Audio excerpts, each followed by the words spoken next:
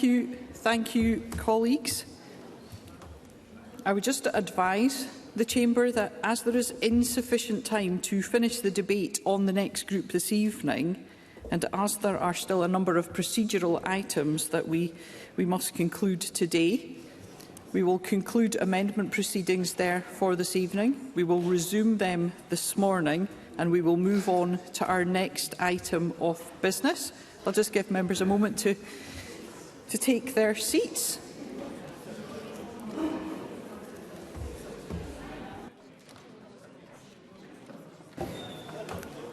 Thank you, colleagues. That next item of business is consideration of Business Motion 21077 in the name of Graham Day on behalf of the Parliamentary Bureau setting out a business programme, and I call on the Minister to move the motion. Presiding Officer. Thank you. I call on Jeremy Balfour. Thank you, Presiding Officer. Presiding Officer, I rise to challenge this motion and to question whether this is the right way forward for the Parliament to go. I understand where we are, and I understand the issues that we have in regard to the timescale.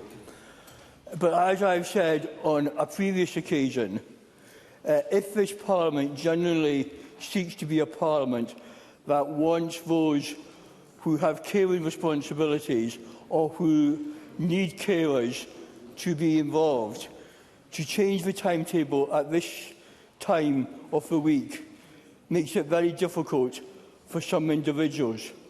And I know there are members who will not be able to be here on Friday because they have caring responsibilities or they themselves need carers. And I would ask the Bureau, when they were looking at the timescale for this, why are they factoring in a Friday morning in regard to that? And there are a number of us, in fact I think 9 of us now, who are not part of the Bureau discussions, who have had no input into this decision. So I do question, if we are looking to the next Parliament and people are looking at this and saying, if this is going to happen, how am I going to cope with the responsibilities I have? We are given... I'll give way, Mr Mason. John Mason. I think the member for giving way, and I largely agree with what he's saying, but we are where we are. Does he have a suggestion when would be a better time for us to meet? And I appreciate that we do have to meet. I think the notice is the key factor. So I think if we had moved it to Monday, that would have given people more time to be able to get the appropriate care in place. But to expect people to have carers or to expect people to have those that care for them in that... Can I just finish this one point and then I will... If they expect that, they need the notice, because many people cannot change the arrangements they have at the drop of a hat. And I'm not sure those that don't have those responsibilities fully understand where we are in regard to. I'll give Mr Greer. Ross Greer. To Mr Balfour for giving way, and I have real sympathy with the argument that he's laying out and the fact that, frankly, it was obvious at the start of the week that this was going to happen. A decision should have been made earlier. But if we move this debate to Monday, I do not believe it will give members sufficient time to consider the bill as it stands once amended before we debate on it in its final form on Tuesday. I certainly would like more than just one night to consider the significant changes that are being made to the bill at this stage before we have that final debate. Jeremy Balfour. I absolutely agree with the member. And if we were doing a move to the Monday, we have a week after that. So we have a Tuesday where we finish at 5 o'clock at the moment. Decision time for the last Tuesday of the week is down, I think, for 5 p.m. That would give us a whole 7 days to do that, and it would allow those that need the carers or need the care responsibility to have it. Because if we're not saying that, there are going to be people who want to be in the chamber on Friday who are going to be excluded from that. That's not an open Parliament, and I think there's real concerns about his policy. I will. Graham Simpson. Thank Jeremy Balfour for taking the intervention. Would Jeremy Balfour agree with me that attendance is bound to be down on Friday, and that actually makes a mockery of the whole process of what is a very important bill. And I think, and I don't know if Jeremy Balfour would agree, it's a bit of an insult to the member who spent 4.5 years, he was telling us earlier, on this bill. Jeremy Balfour. I mean, I can't comment on what the attendance will be or not be. All I know is that there will be people who want to be here that cannot be here, not because they don't want to be, but because they have either a caring responsibility or need a carer to help them, and they are going to be excluded. That doesn't seem to me a democratic, open way to do it. I'll give way to Mr Stewart. Kevin Stewart. I do thank Mr Balfour for giving way, and I do understand what he is saying. But the reality, quite simply, is that there is no ideal time for some of us who have to travel further distances. This is difficult as is, and rearranging and then rearranging again is not easy either. I do recognise that this does put Parliament in a dilemma, but we do have a job to do here, and we do have the situation where, whether folk like it or not, there is the ability to attend virtually, which wasn't there before. And there is also the ability, I am sure, in these circumstances where folk can't change their care responsibilities and can't come on virtually, where they could be given proxy votes, I'm quite sure. And I thank Mr Balfour for giving way again, and I recognise the dilemma, but we've got a job to do. Jeremy Balfour. I don't want to labour a point at 9:30, but can I just respond to Mr Stewart by saying I think there's a difference from someone having to travel a distance compared to, say, to somebody physically cannot get here because of their caring responsibility. And I think that is fundamentally a difference to the proceedings. And that is why I appreciate there is no ideal solution to this. But I would gently ask the Bureau, could this not happen on Monday? And could this not allow everyone to take part in the debate that people want to take part in? Yes, we have a job to do, Mr Stewart. The trouble is... You must wind up, Mr Balfour. If the decision we make tonight is to move it to Friday, we are stopping people being able to do their jobs. And that, I think, is a really dangerous position to put us in. Thank you, Presiding Officer. Thank you. Jackie Bailey.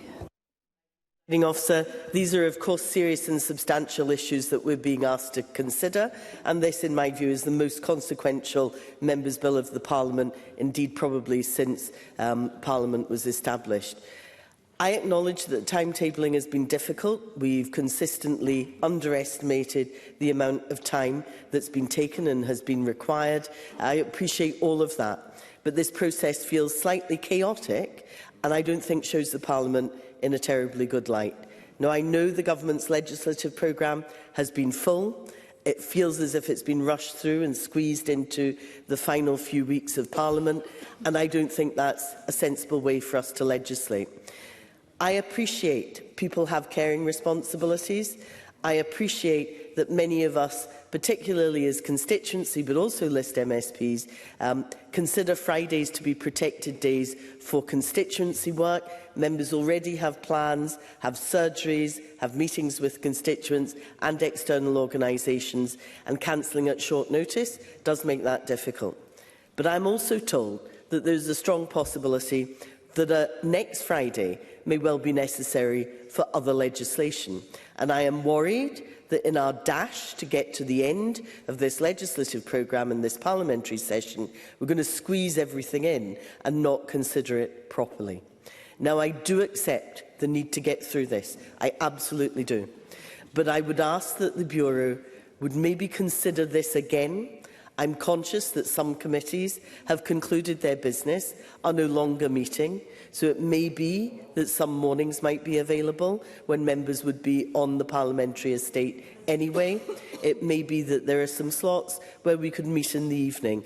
But I think for all sorts of sensible legislative reasons, never mind being inclusive in the Parliament, I would ask the Bureau to consider withdrawing their motion and looking at it again overnight. And if there is no alternative but Friday, then I think members would more readily accept that. But I'm asking you to be flexible to explore opportunities. I think Edward Mountain wants to intervene. Edward Mountain. Presiding Officer, I'd like to thank Jackie Bailey for letting me intervene on this. I think it's a really difficult problem, and it's something the Bureau is going to wrestle with. I'm not going to be clever and trying to suggest all sorts of answers, but one thing that is very clear to me, having been in my short time in the Parliament for 10 years, is when we sit late towards midnight, we tend not to give legislation the due care and attention that we should be doing. And I would just ask if the member would agree with me that whilst Friday might not be the perfect solution, nor is sitting till 12 o'clock at night. Agree with the member, but I've not suggested that we do that. There are some evenings where we're not sitting to 10 o'clock. That's part of the normal parliamentary timetable. There are mornings where committees aren't meeting, where there is an opportunity to perhaps use those slots. All I'm asking is that the Bureau look at this again and be flexible in the interest not just of members, but actually in the interest of good legislation. Thank you. Thank you. I call Douglas Ross. Thank you, Presiding Officer, and I understand and respect the points made by Jeremy Balfour and others. I just want to make a few points, but on some of the interventions to Mr Balfour, members were saying there is no alternative. There may be no alternative now, but there was a big alternative. Liam MacArthur never hid that he was introducing this bill. We have known about it for years. I do think some reflection will have to be taken at some point by the Government or the Parliament that we have left such an emotive and important bill to our final weeks in this session. I think that is something we cannot get away from. But the reason I requested to speak is because right now, this is what I'm troubled with. We are considering a motion to sit for an additional date when we've not even reached the time limit to when we were supposed to be debating this bill tonight. Group 9 only had 6 amendments in it. So I think we will have to sit for further days than scheduled. But I think we should use the maximum time allocated on the days we are due to speak about this bill. And therefore, I am seriously concerned that if we agree to the business motion today, are we going to have further scenarios where we're going to stop early? Because I don't think that is acceptable. I was more than willing and prepared to debate this bill and amendments to this bill until 10 o'clock and then get into the further procedures we have to do today.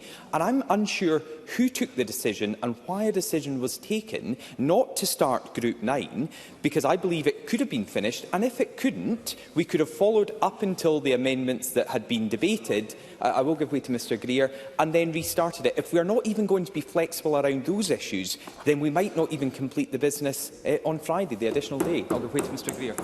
Ross Greer. Mr Ross says that we were due to debate this bill until 10 o'clock this evening. My understanding is that an hour had been allocated for multiple SSIs already. That was always part of the planned business this evening. Douglas Ross. My understanding, and I don't have the business bulletin in front of me, that was after we reached a 10 o'clock deadline for decision time, and therefore we should start those SIs at 10 o'clock. Now, we've taken up a large amount of that time discussing this, but we stopped debate on amendments on this bill before 9:30. That was an extra 30 or 40 minutes. I believe we could have got through Group 9. We would certainly have made progress, and I would like that to be perhaps considered. I don't know if the Minister can say anything. And finally, the point that Jackie Bailey has made. I say this as a committee member, not as a committee convener, because I can't speak on behalf of this committee, though I try sometimes. We have scheduled meetings over the next 2 weeks. We have witnesses invited, and witnesses have agreed to come. It would either be no committees at all, or where I know my Education Committee and Edward Mountain's Net Zero Committee have scheduled sessions. I don't think they can be cancelled at this stage, despite the heavy pressure that we have on legislation to get through. Thank you, Presiding Officer. Thank you. Keith Brown. Thank you, Presiding Officer. I think rather than talk about the Bureau and the Government, I think every single one of us has to look at ourselves as to what we may have done to help cause the situation in the first place. I think I'd also say that Friday, for the reasons that Jeremy Balfour and others have said, is very difficult. But it's also true that it's a defining aspect of the job that we're elected to do, is to legislate. And if that's the day it has to be that day. If I could just finish the point I want to make just now. Friday is the 30th anniversary of Dunblane in my constituency, and it's odd, of course, that we're having a debate on assisted dying as well at that time. All I would say is, rather than what we've seen tonight, if we could make sure, if we do meet on Friday, that we conduct ourselves in a way that's cognisant of the background to that day 30 years ago. And also, for a shameless plug for me, I have a motion, a member's motion on Dunblane's 30th anniversary. So if we want to show respect for the people of Dunblane, we could perhaps sign that motion. I'll give way to Jeremy Balfour. Jeremy Balfour. I'm grateful to remember. Again, I don't, well, I am labouring this point, so I don't want to. But can the member see there is a difference for when someone wants to do their job, but they are being excluded from doing their job? So I think there's a difference when you travel, when you have meetings. I appreciate that puts difficulty in diaries. But where we as a Parliament are saying, because somebody has a carer responsibility or needs a carer to be there and they cannot do it, we are actually not being inclusive and we are excluding people from employment. And I think that we must draw a distinction between travelling and meetings and those who cannot get here because they cannot physically get dressed to get here. Keith Brown. Yeah, I think I've considered the point already that I recognise the difficulties that Jeremy Balfour and others have pointed out, and it is very unfortunate it will fall unevenly on different members of the Parliament. But the situation we're in requires us to finish this bill, to finish the legislative programme, and I think if it has to be on Friday, then I will certainly be here on Friday, albeit it may be easier for me to get here than it will be for others. Christine Graham. Thank you, Presiding Officer. I'm a bit bewildered about the issue of caring responsibilities. I regard Friday as a working day, just as being in here today is a working day and tomorrow. And all I've been required to do, and I've not had the obligations that Keith Brown has, much more important than mine, but I've cancelled my surgeries, I've cancelled the meetings that would follow on it, I've reinstated them, I've cancelled them. I am prepared, because it's a working day, I always have arrangements to be in the constituency and free to be, about as many of us are. So I don't quite understand the distinction between Tuesday, Wednesday, Thursday and a Friday, which is just another working day to me. And we do have a responsibility in here. We've had can I just finish this point, Mr Kane? We've had very lengthy debates on some amendments, some going over and over and over the same subjects, which has made a mockery of what the Bureau had decided would be the timings of amendments, and we all know that. And before I finish, I'll take your intervention. Paul O'Kane. I'm very grateful, and I recognise, of course, Friday is a working day, and I think colleagues would all recognise that they work on a Friday. I think the reality, though, is that people were planning to do something different on Friday and had made arrangements for that. So my day involved having to care for my son as part of my day on Friday. I am now not going to be able to do that, so that will preclude me from doing my job here. Now, the arrangements I would have in my region would be different because I'm closer to home. And it's a point that Jeremy Balfour's made and other colleagues have made, that they have made arrangements relative to their caring responsibilities that keep them more local. So coming to Edinburgh is different. So I just would ask that Christine Graham reflects on that. Christine Graham. I hear your point. Obviously, I don't know everybody's domestic circumstances, but you may be able to consider whether you can, in fact, work remotely, which was not available in previous sessions of the Parliament. And yes. Emma Roddick. I'll just point out to the member, I appreciate it might be easy to misunderstand if you're able to get home tonight or you're able to get home after business finishes tomorrow, but that is not the case for everyone. So in order to vote remotely and take part in business remotely, you would have to travel home, which is not going to be possible for all members between 10 o'clock one night and 9 o'clock the next morning. Christine As I said, I can't respond to every individual case in this Parliament. My broad understanding is Friday. I go back to my point, Friday is a working day. We have to tweak it. I've been inconvenienced over and over the past few days. I accept that. Let's hear one another. I've had to cancel meetings. I've had to cancel my final surgery in Peebles, which meant a lot to me after 27 years. But that's nothing. But the other issue I want to raise is we cannot take this so that we're reprinting the bill as amended a few days or even a day before we debate it. There has to be a sufficient time for members to consider the bill as amended, because there's lots of amendments come from different places.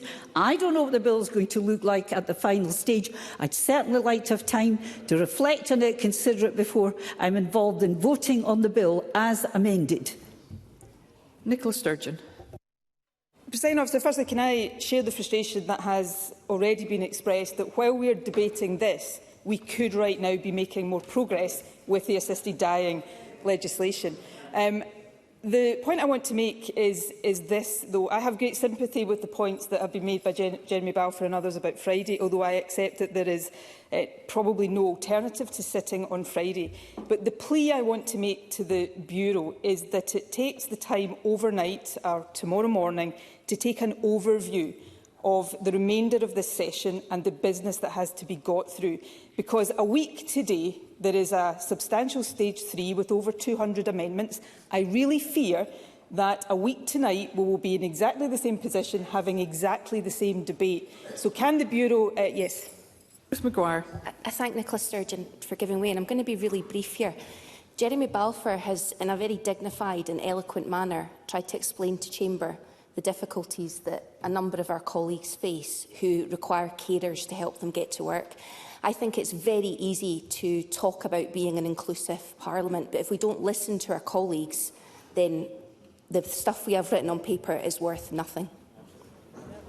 Nicola Sturgeon. I think Ruth Maguire makes a very fair point. I am accepting, although I accept that others disagree, that Friday may be unavoidable. But to go back to the plea I'm making, is that the Bureau takes an overview of the remaining business in the remainder of this session and comes back with a revised plan that utilises all available time. There is Monday, as Jackie Baillie said, there may be some mornings. The final point I would make is this. For reasons that I don't understand, so apologies if there are good reasons, a decision has been taken to end business in the final week on Wednesday and not utilise the Thursday of that week. So there's a day that could be utilised. But I do think a revised plan taking an overview is badly needed, and that would be the plea I make. Pauline McNeill. I just want to come in support of what Jackie Baillie said earlier and what Nicola Sturgeon has just said. I think it would seem sensible to have a look at this. What I would make a plea for, and Ruth Maguire is right to do the same, is that we were almost going to get into a bidding war there about who could and couldn't for what reasons. We're all dedicated, all of us, no matter what party we're from, no matter what reason we came here, we're all dedicated. As Kevin Stewart says, we all travel from different parts of the country. We've all got personal circumstances and we've all got constituents to look after. So I think in resolving this, let's not ever get into this again, and let's put on the record that in a future Parliament that these matters do need to be resolved when there isn't enough time for all the legislation that we want to pass. We didn't think we would be here, and let's be honest, it is unprecedented. I've served in 5 parliaments. I know people have served, I know Jackie served in more, and Nicola served in the same number. We haven't faced the situation again, so let's try and do it sensibly. Let's try and keep as many people on board as we can. We do have options, but my final plea, Presiding Officer, is let's stop the bidding war about why it is that people have got problems. We're all dedicated to whatever position you want to take on this bill. We all need to make sure we do our best to make sure that we reach the end of it and people are satisfied that they can make a decision they're comfortable with. Thank you. And I call on the Minister to respond on behalf of the Parliamentary Bureau. Presiding Officer, it's late at night and I hope I can respond to all the points that have been made. Nicola Sturgeon talked about the Bureau needing to take an overview of the business that's remaining, and that is precisely what the business managers have been attempting to do. There was a comment made by a colleague, and I forget who it was earlier on, about there was ample opportunity in the remaining weeks because of early finishes that we could do things differently. Let me outline to colleagues that next week, as matters currently stand, we are looking at finishes of circa 10 p.m, 10 p.m. and 9 p.m. on the 3 days that we are planned to be sitting. Business managers have also been discussing a reordering, if I put it that way, of the Tuesday of the week after that, in order to facilitate a separation. One of the things we've explored is the amending stage of stage 3s to be taken next week, and the debates to be held the following week. Because we're conscious, amongst many other things, that stakeholders who have an interest in some of these stage 3s would be deeply concerned if we were to push stage 3s in their entirety back to that last week. There would be a fear that these would fall. So the business managers have to take a lot of things into account. And if I share with colleagues, a few weeks ago, can I make some progress, please, Mr Balfour, and I'll come back to you. A few weeks ago, the Bureau was approached by a colleague asking that we reorder business to accommodate a childcare issue. We took that on board. And an hour later, we were criticised by another colleague for making that change because it had impacted their childcare. And I just relate that story to try not to give a woe or we on the Bureau type message, but that is the kind of thing that we're trying to balance. Now, to broader issues that were raised. Of course, Mr Balfour has made valid points about his own situation. Some colleagues would prefer that we sat on Monday, not on Friday. I absolutely get that. But sitting on Monday would be a problem for other colleagues. And this point that Ross Greer raised, first of all, and Christine Graham echoed, was that the Parliament, the Bureau, took a view that because of the importance of this legislation, we would go through the amending stage and then we would take a pause so that the Parliament could bring together a critique of the bill, where it was at, and give members time to consider that so they could make a considered decision. That's why it has been separated out in this way. Now, already, if we sit on Friday, there will be challenges for the gathering together of that critique, the creation of that critique, to give members time to consider it in time for next week. Douglas Ross made the point about we've known for a long time that this bill was coming and it would be a great deal of interest in it, and I accept that point. But until the Bureau, until the Parliament has decided on the number of amendments, it is difficult to determine the exact nature of the time that will be required. And that brings me to the point, about... I'll give way to Jeremy Balfour just now. Jeremy Balfour. I'm grateful. I have two questions, if the Minister could maybe pick up. The first was following on from Nicola Sturgeon's remark about the Thursday of the final week. It's still available for us. And the second is, and I can say this with respect to all members of the Bureau, because I understand you have a difficult job, but there was no consultation with those who might be affected by this. It was done by 4 or 5 individuals with no consultation. Now, can I say, Presiding Officer, I will be here on Friday 9 o'clock. I am not actually speaking on my behalf. I'm speaking on behalf of others who have these issues. But I would gently say to the Minister, there was no consultation with those who might face this issue the most. And if we again, as Ruth Maguire says, have on paper that we're an inclusive Parliament, we had every seat filled 3 Saturdays ago with disabled people, and the message this Parliament gave from the Presiding Officer to the Minister to all that this Parliament is open to you all. And now we're saying, well, actually, it's not open to you all, and we're not even going to consult with you. I think there's a problem there, Minister. Minister. Presiding Officer, and to that point, who do we consult with? Jeremy Balfour says that we should consult with the people who are affected. There will be people affected by any decision that is taken in this space. Now, I do gently point out as well that last night, at the conclusion, I think, of business, the Presiding Officer pointed out that we were way behind where we needed to be at that stage, and I think she indicated that the Bureau would have to consider how that was addressed. The Bureau has been anxious to make members aware of the challenge that we faced and the solution that would be required to that. I want to pick up on how we got here, if I may, because I don't want this very briefly. Miles Briggs. The former First Minister made a really important point, because we've got 3 weeks to do this. There are 3 smaller bills to come before Parliament. The Government have a debate time space the last Tuesday, which they could sacrifice for those 3 bills to be put into there. And I think that would create that opportunity for these 2 significant bills to then be actually properly debated in the time which is over the next 2 weeks. For Mr Briggs, the Government has sacrificed that time for that very purpose. That is the kind of challenges we are facing here.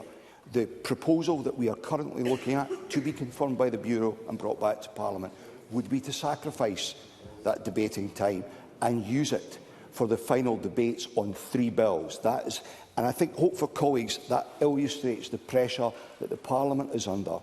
And we have some very important legislation next week.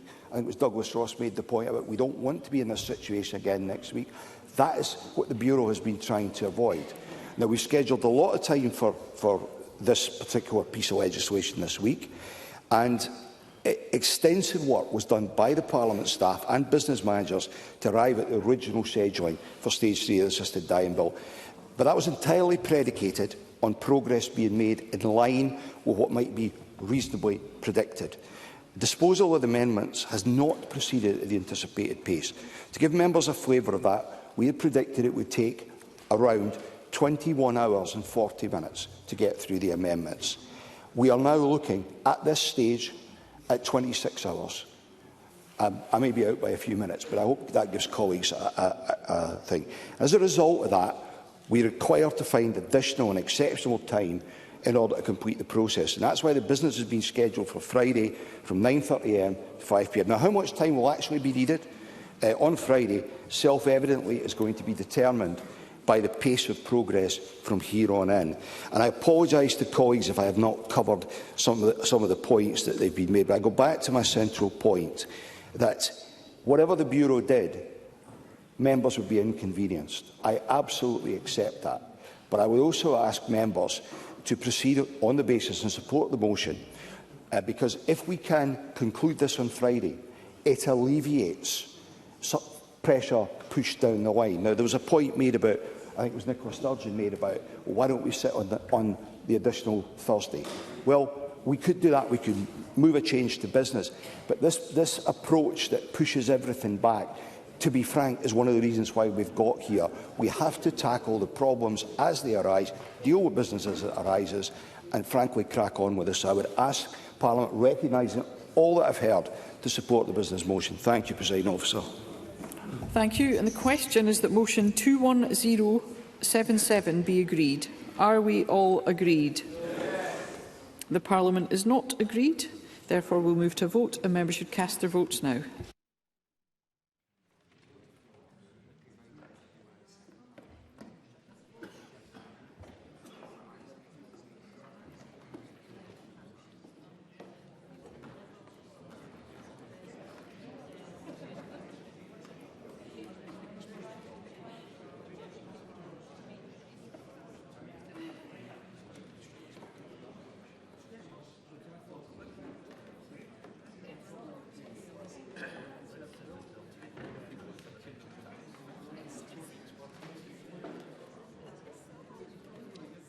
The vote is closed.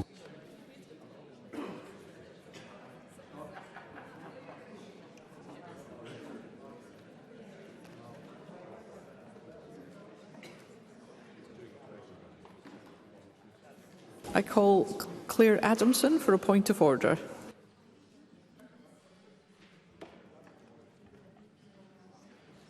Thank you.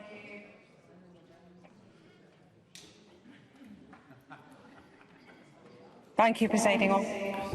Voted yes. Thank you. Ms Adamson, can I just ask you to repeat that, please? Thank you, Presiding Officer. I would have voted yes. Thank you. We'll ensure that's recorded.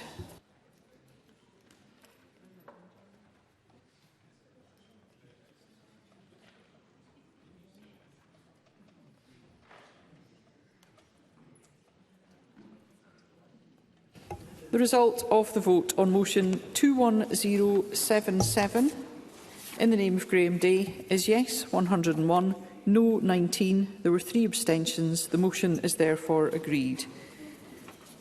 The next item of business, is consideration of business motion 21035 in the name of Graham Day on behalf of the Parliamentary Bureau setting out a business programme, and I call on the Minister to move the motion. Move, Presiding Officer. Thank you. I call on Alexander Burnett to speak to and move amendment 21035.1. Thank you, Presiding Officer, and my apologies to colleagues for the additional time at this late hour, and I hope for some understanding when we hear the seriousness of what I have to of my amendment, and I move the amendment in my name. Now, the amendment adds a statement on the urgent situation regarding the Baird Family Hospital and Anchor Centre, and I'd hope there's cross-party support for this. I've put my request through the proper channels at Bureau, and that has been denied. And whilst I welcome the offer to meet Neil Gray, I'm afraid the end of this Parliament, the seriousness of this issue, and the possible opening of the Anchor Centre in July requires greater scrutiny. Because what is at stake here is a repeat of the tragedy that occurred in the Queen Elizabeth University Hospital. For context, the Baird and Anchor are now 6 years behind schedule and over £330 million over budget. Some of these costs are inflationary, but some are due to contractors ripping out works newly installed because designs were not approved, materials were not protected, and clinical sign-off was not obtained. The financial waste itself would normally necessitate a ministerial statement, the overrun being 5 times NHS Grampion's deficit, and the board itself being in special measures due to serious financial issues. However, more worrying than financial incompetence is the serious health and safety concerns that are not being shared with the public, which has come to light in this whistleblower's report, of which I have a shortened version. Now, this report on NHS Grampian, commissioned by NHS Highland, reveals a host of failures in the design and construction of these sites in Aberdeen. Expert eyewitnesses' concerns about a catalogue of mistakes around ventilation, mould and flood risk at facilities where children and cancer patients will soon go to get better. This report upheld complaints relating to ventilation and water cleanliness during critical parts of the Baird and Anchor design and construction phases. It includes that HIA scribe guidance was not followed, that the infection prevention control team were not listened to, that public money has been wasted due to HIA scribe guidance and internal IPC warnings not being followed, and that patient safety and staff well-being have been negatively impacted. However, this report was denied to me by the Chief Executive of NHS Grampian. They said that sharing the report with me would compromise the whistleblower, despite me submitting a consent form from the whistleblower themselves. Now, the independent national whistleblowing officer has now taken the step of having to extract the full report from NHS Grampian, which won't even release the details to the person who made the complaints and compiled all the evidence.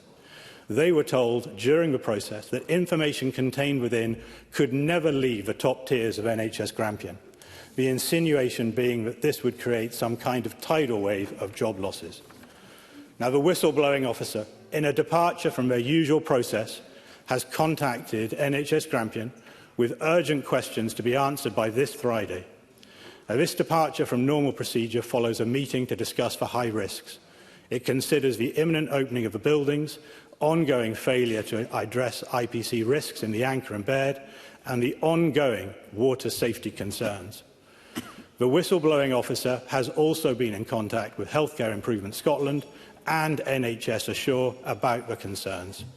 Since then, the whistleblower met with the Chief Executive and Director of Improvement at NHS Grampian last week, who apologised for what has happened and acknowledged that concerns were not listened to. They assured the whistleblower that they plan to change the culture and improve governance.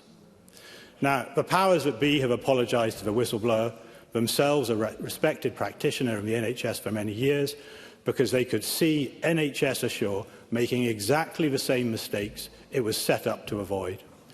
The mistakes that made children ill in 2017 and resulted in the death of children and adults with repercussions which are still being felt years later. So if NHS Grampian can see changes needed, and if the independent national whistleblowing officer is concerned enough to depart from normal processes, should the Health Secretary not explain to the Parliament his knowledge of the issue, whether he can provide a cast-iron guarantee that all infection control measures have been resolved, and whether Lord Brodie's recommendations will be 100% acted upon. We need to know that the mistakes of this government have been learned from, and this is going to be the very best hospital it can be for decades to come, and it will save thousands of lives without harming a single one. So I ask the Chamber to back my amendment and ensure that the tragedy of the Queen Elizabeth University Hospital will not be repeated. Thank you. Thank you. I call on the Minister to respond on behalf of the Parliamentary. Presiding Officer, members will be aware that the position regarding the Baird Family Hospital and Anchor Centre continues to evolve. Commercial discussions between NHS Grampian and the contractor are still active, and those negotiations require space to conclude before any further government update can appropriately be given. Now, as we've heard, NHS Grampian has very recently provided a detailed public update, including revised target dates for the project's delivery, and that statement reflects the current factual position and remains the most accurate information available at this time. Now, the Government continues to... briefly, I will. Martin Whitfield. I'm very grateful to the Minister for taking an intervention, and certainly as has been articulated in the earlier submission about the state of affairs, seems far more serious than perhaps people were aware of when the initial request was made. And I understand that there is information that is hopefully going to be provided on Friday. If that is not provided, would not the situation alter to the point of view of whether or not a statement should be given on the basis of what we've heard in the Chamber this evening? Minister. To pick up on Martin Whitfield's point, of course that is something the Government can reflect upon. There was an offer made at the Bureau and let's remember that a few moments ago we had discussed in great detail the pressures on the parliamentary business, and I know there's a number of members across the chamber who would ideally be wanting to ask for ministerial statements in the closing 14 days or so of the Parliament, but they recognise that their aspirations cannot reasonably be met. And I don't in any way downplay the points that Alexander Burnett has made. So as I say, the position that we articulated was that Neil Gray, the Health Secretary, would be more than willing to meet any members with an interest in this issue, and that offer still stands. But of course, we will reflect further on the timetable that Martin Whitfield has identified. In the meantime, I would ask Parliament to approve this business motion. Thank you. Thank you. The first question is that Amendment 21035.1 in the name of Alexander Burnett, which seeks to amend Motion 21035 in the name of Graham Day on behalf of the Parliamentary Bureau, setting out a business programme, be agreed. Are we all agreed? Yes. The Parliament is not agreed, therefore we will move to a vote, and members should cast their votes now.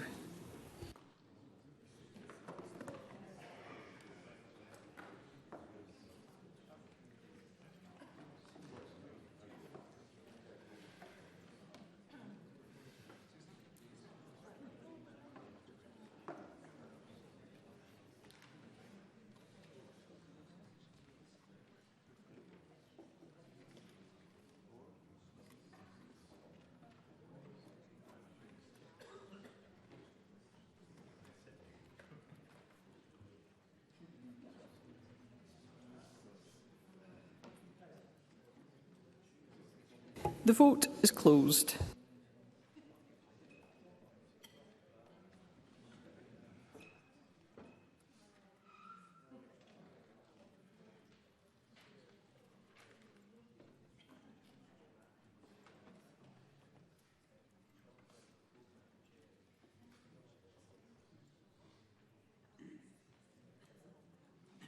The result of the vote on amendment number 21035.1 in the name of Alexander Burnett is yes 31, no 89. There was one abstention. The amendment is therefore not agreed. The next question is that motion 21035 in the name of Graham Day on behalf of the Parliamentary Bureau setting out a business programme be agreed. Are we all agreed? Yes. The motion is therefore agreed. The next item of business is consideration of Parliamentary Bureau Motion 21036 on approval of an SSI, and I ask the Minister on behalf of the Parliamentary Bureau to move the motion. Move, Presiding Officer. Thank you, and I call on Liam Kerr. Thank you, Presiding Officer. I rise to support this SSI, which adds the characteristics of sex as a protected characteristic to the Hate Crime Act, because, of course, women and girls deserve protection in law, and we must seek to address prejudice based on sex. Exactly as I, Adam Tompkins, Joanne Lamont, Jenny Mara, Pauline McNeill and so many others argued in this chamber when the Hate Crime Bill was going through this Parliament. Then the government rejected our arguments and whipped its MSPs on the promise of a standalone dedicated misogyny law, specifically designed to address the misogynistic abuse, harassment and hostility that women and girls experience daily. Now, I recall my and many colleagues' doubts that that law would be delivered, and sure enough, last summer the government abandoned its promise of a misogyny law. Now it offers these regulations which insert sex into the existing hate crime framework. Now, this change goes some way to providing additional protection, and for that reason I support it. But be under no illusions. It is not the comprehensive response that Baroness Kennedy recommended. It is not what women and girls were promised. And indeed, many have made clear that the hate crime model is ill-suited to tackling the wider forms of misogynistic behaviour that women experience, behaviour that may not present as overt hatred, but is nevertheless vicious, harmful and pervasive. Not only that, but these protections will not even come in until April 2027, despite the government having had over a year to work out how to bring this in. So, Presiding Officer, I will vote for this SSI, but I do so recognising that this is not the full answer. This is not the legislation that women and girls were promised, and today must not be the end of this matter. Presiding Officer, women and girls deserve to be protected by a justice system that fully recognises the scale and nature of misogynistic behaviour. The last government made promises of protection. This government has failed to deliver. Today, we go a small part of the way to remedying that, but I urge, in the strongest possible terms, any MSPs who return to this place in May to urgently take forward the comprehensive misogyny legislation that Baroness Kennedy demanded, that this government promised and that women and girls deserve. Thank you. Thank you. And I call on Angela Constance, Cabinet Secretary, to respond. Thank you, Presiding Officer. These regulations will add the characteristic of sex into the existing legislative framework contained in the Hate Crime and Public Order Scotland Act 2021. They have been introduced because we are not prepared to leave a gap in protection for women and girls in hate crime legislation. They deserve protection alongside other groups already protected by the hate crime legal framework. Yes, of course. Maggie Chapman. Thank you. The Scottish Greens strongly oppose this SSI. Helena Kennedy and the Misogyny Working Group were clear that misogyny should not be addressed by adding sex to the hate crime framework, and instead recommended dedicated misogyny legislation. Given that advice, can the Cabinet Secretary explain why the Government is choosing to proceed through the 2021 Act rather than bringing forward comprehensive misogyny legislation as recommended? And can she also say, because we strongly oppose the trans-exclusionary language used in the proposed definition of sex in these regulations, why the Government has effectively replicated the definition of biological sex used by the UK Supreme Court in relation to the Equality Act 2010, when the court was explicit that its interpretation applied only to the Equality Act. There are several protected characteristics in the Hate Crime and Public Order Act that are defined differently to how they are defined in the Equality Act. Why has the Government chosen to import that definition into Scots law here, given the serious concerns about its impact on trans people? There is no requirement to do so, and it risks trans people having to out themselves in order to get support. Cabinet Secretary. Presiding Officer, I think there are three important points there that I should address to Ms Chapman and, of course, to the rest of Chamber. It is important to remember that there are existing protections within Hate Crime Act for transgender identity and variations in sex characteristics, and it's really important to stress that those remain in place. And what we have done is endeavour to ensure that there is no significant overlap. It is, again, I wish to explain that what the SSI does is it defines sex for the purpose of the Hate Crime Act. And we have taken the approach of defining the characteristic of sex as relating to biological sex, which means sex at birth, in light of the need for criminal law to be clear and unambiguous. And this approach has no wider read across to other laws and reflects the existing operation of Hate Crime Act. And the hate crime model is a proven way of addressing crimes that have been committed due to that have been aggravated by malice or ill will on the basis of protected characteristics. However, I do accept that for the protection of women and girls, it is most certainly not the only approach. And I do very much respect, appreciate, and I can assure you value the work undertaken by Baroness Kennedy and the working group that she led. I very much understand why many consider primary legislation on misogyny to be necessary, and there is no reason that there cannot be misogynistic harassment legislation in the next session. There is still a clear merit in Parliament considering this further as separate and bespoke new protections separate from the hate crime framework. But we all know that given the short time left in this parliamentary session after the Supreme Court judgment last year, there was simply insufficient time to progress a misogyny bill in this session, given the complexities in providing for gendered law. And a misogyny bill would have been the first example of gendered law, and that is why so many people had rallied around it. No, I'm just about finished, thanks. The point that I think I really do wish to make is, actually, I took Ms Chapman's intervention because the Green Party is not represented on committee, whereas the Labour Party and the Conservative Party are represented on the Criminal Justice Committee. And the Criminal Justice Committee, when I gave evidence, we explored all of these matters in great detail, as is quite correct and proper, and they did pass this SSI that Parliament as a whole has got in front of us. They did pass that unanimously. But the important, no, thank you. But the important point that I wished to make about the importance of criminal law, provisions in criminal law need to be robust and unequivocal.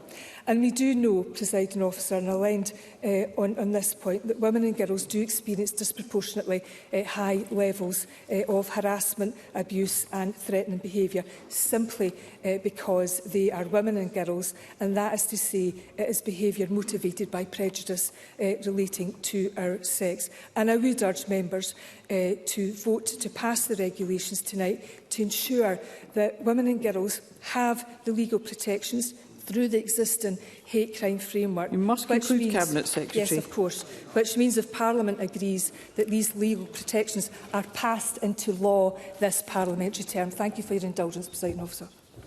Thank you. Question on this motion will be put at decision time. The next item of business is consideration of Parliamentary Bureau Motion 21037 on approval of an SSI. And I ask the Minister on behalf of the Parliamentary Bureau to move the motion. Move, Presiding Officer. Thank you. The question on this motion will be put at decision time. The next item of business is consideration of Parliamentary Bureau Motion 21038 on approval of an SSI. And I ask Graham Day on behalf of the Parliamentary Bureau to move the motion. Move, Presiding Officer. Thank you, Minister. And I call on Sue Webber. Thank you, Presiding Officer. As you know, buses are central to Scotland's transport network, and while most passengers just want to get on with their journey, it's clear to bus operators and other passengers that there has been a growing problem of antisocial behaviour on our buses over the past number of years. The small minority of disruptive passengers, where they are aged under 22 or older, disrupt buses, commit verbal and physical assaults and put the safety of passengers and drivers at risk. And we all remember the tragic death of Keith Rawlinson in February 2024, and yet only a few weeks ago the First Minister was unable to answer whether Rawlinson's killer would have had his bus pass removed under the SSI we are voting for on tonight.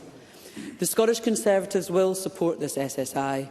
However, and although it's a step in the right direction, we believe that it does not go far enough. The fact that the Minister, Jim Fairley, had to appear before the Net Zero Energy and Transport Committee twice to get this SSI passed demonstrates this. Furthermore, the SNP's plan to remove free bus travel from passengers who commit antisocial behaviour on buses is soft touch, full of loopholes, and does not guarantee that criminals will have their bus passes removed. Sue Webber, give way. Yes, I will give way, Mr Ross. Douglas Ross. I'm grateful to Sue Webber for giving way. Keith Rawlinson was a constituent of mine. I attended his funeral at Elgin Town Hall.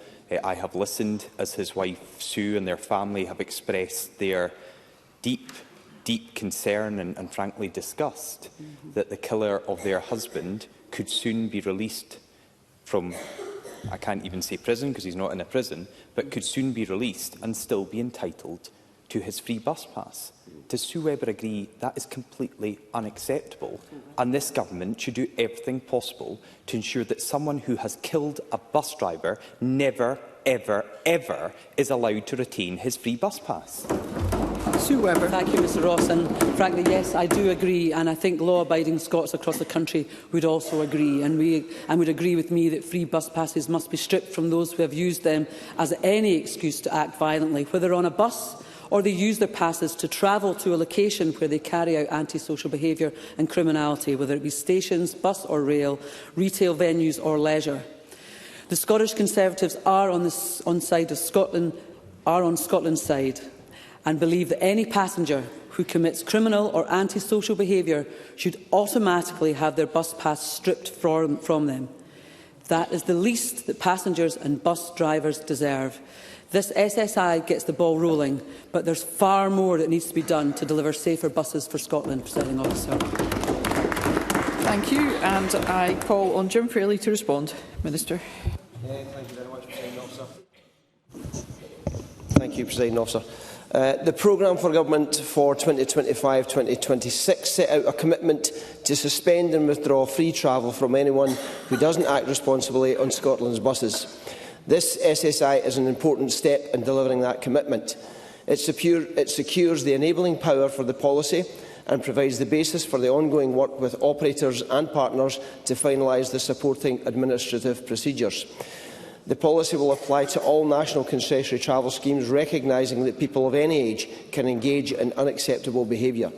It will be backed by a code of conduct which will set out clear standards for respectful behaviour, and the code focuses on behaviours that hurt or threaten others or damages or disrupts the bus. At its core is a focus on the behaviours that have the most significant impact on passengers, drivers and the safety of the bus journey. A phased approach is being taken to the implementation to ensure that a fair and robust process is established. This will take into account a range of issues that I know concern colleagues, including business impacts, child well-being and poverty considerations, impacts on older and disabled people. The approach will also take into account any operational issues as they emerge. There has been substantial engagement with internal and external stakeholders as part of this policy. Legislation and procedures, and this approach will continue to be published and will continue with published impact assessments being updated as appropriate. Our goal is to make the bus network safer. We want to create a difference. We want to create a deterrent that stops people behaving in an unacceptable way, and that is surely the best possible outcome that we should all support. And I'll take the intervention from Mark Ruskell. Mark Ruskell. Can I thank the Minister for giving way? Will he acknowledge, though, that this won't stop those who've committed antisocial behaviour from getting on a bus? It will just mean that they won't have a free bus pass. Minister. I absolutely accept that point. The people could still pay to get on a bus, and it was a point that I raised right at the very first roundtable discussion that we had. However, where people do act in an unacceptable way, this SSI will make our buses safer by removing the privilege of a free bus travel. Of course, we all know that criminal behaviour on buses remains primarily a matter for the police and the justice system. But this policy is part of a wider concerted effort to improve community safety and reduce antisocial behaviour, including through the Violence Prevention Framework for Scotland, the Cashback for Communities programme and the provision of further funding to Police Scotland. And I'll take Douglas Ross's intervention. I'm grateful to the Minister for giving way. He's spoken about antisocial behaviour, bad behaviour. There's nothing worse than taking the life of a bus driver in the circumstances that happened to Keith Rawlinson.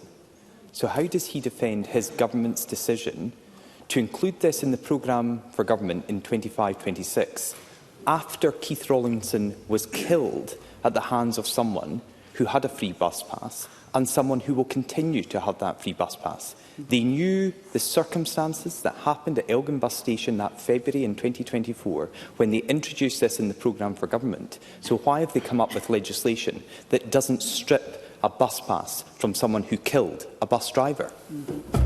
Minister. I think the point that Douglas Ross has made is that he doesn't understand what it is that we've actually done, the legislation that we've brought forward. So I'm going to finish on saying this, Presiding Officer, and this is the most important point I want to make. I want to pay tribute to those people who have campaigned for this policy, not least of all the family of Keith Rawlinson. And my deepest condolences go to Mrs Rawlinson and to her friends and wider family of her husband. It's absolutely correct that Mr Rawlinson should have been able to go to his work and come home safely. It's why I'm absolutely determined that we get this policy right. Everyone should be able to go to where they need to go without the fear of abuse or worse. So I urge members to support this motion and this SSI. Thank you. The question on this motion will be put at decision time. The next item of business is consideration of Parliamentary Bureau Motion 20139 on approval of an SSI. And I ask the Minister on behalf of the Parliamentary Bureau to move the motion. Move, Presiding Officer. Thank you, Minister. And I call on Ariane Burgess. Thank you, Presiding Officer. Last year, this Parliament took the landmark step of reintroducing rent controls for the first time in almost 40 years. Without rent controls, rents were allowed to skyrocket. Here in Edinburgh, rents for a one-bedroom flat have increased over 100% since 2010. Those unacceptable increases have worsened poverty, inequality and hardship. And when the bill is commenced, local authorities will be empowered to introduce rent control areas that will hold down rents in specific locations, not cut rents, as we clearly need to do in some areas and as the Greens have called for. But rent controls will at least stop the rip-off increases we have seen.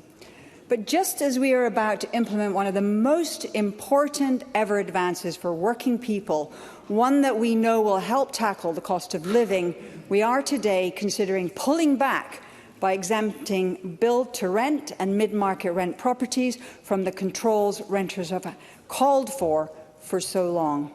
Changes that were opposed by over 95% of the consultation responses, changes that would be a grave mistake. To work for renters and to work for landlords, the system needs to be simple and transparent. Tenants need to understand.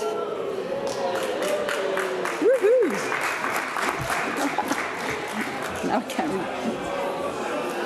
we will suspend for a moment.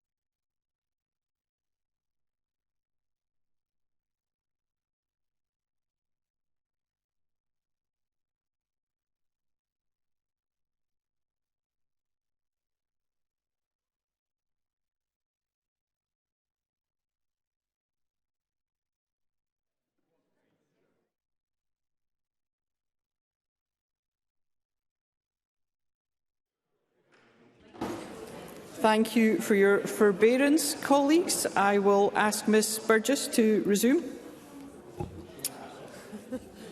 To work for renters and to work for landlords, the system needs to be simple and transparent. Tenants need to understand the system and their ability to contest illegal rent increases. The onus is very much on them. But the more complicated the system is, the harder it will be for rent controls to work as intended. Many renters are already not familiar with their rights. In the absence of the measures Greens sought to amend into the bill to increase renter awareness of rent controls, we will need to work very hard to make sure people know whether or not they live in a rent control area, let alone then ensuring people are aware of whether or not they live in a build-to-rent or mid-market home. Bringing in a system of rent control for some people and not for others, for some properties and not for others, for significant numbers of tenants will only add to this problem. It is a recipe for confusion and for unscrupulous landlords to take advantage of that.